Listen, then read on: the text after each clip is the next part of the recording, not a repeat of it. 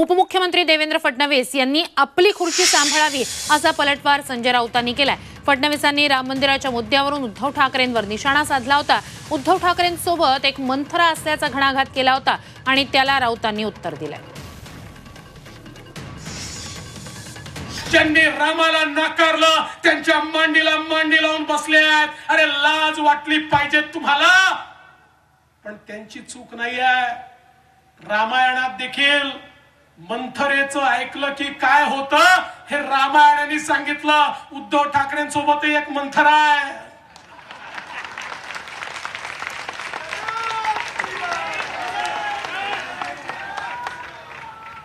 त्यामुळे त्यांची अवस्था काय होणार।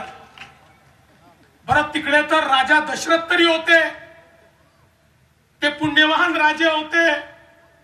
इथे तर तुम्ही मंथरा सोबत ठेवली आहे। काय तुमचं होईल? अमृत नोनी आर्थो प्लस, ये एक प्रूवन फॉर्मूला है। इसमें मौजूद नोनी फल के गुण और आयुर्वेदिक जड़ी बूटियां शरीर को जरूरी पोषक तत्व देने के साथ साथ हड्डियों और जोड़ों के घिसने, उनमें होने वाले सूजन और दर्द को रोकने में मदद करता है। दर्द मुक्त जीवन के लिए अमृत नोनी आर्थो प्लस। राम मंदिर हा विषय जर फडणवीसांना लक्ष करण्याचा वाटत असेल महाराष्ट्रात शिवसेनेला, तर मला असं वाटतं फडणवीस यांनी गेल्या 30-35 वर्षातला राम मंदिर लढ्याचा इतिहास समजून घ्यावा। फडणवीस यांनी आधी स्वतःची खुर्ची सांभाळावी। ज्या पद्धतीनं त्यांना अपमानित करून अर्धवट उपमुख्यमंत्री केलेला आहे ना, त्याच्यावर त्यांनी पाहावं।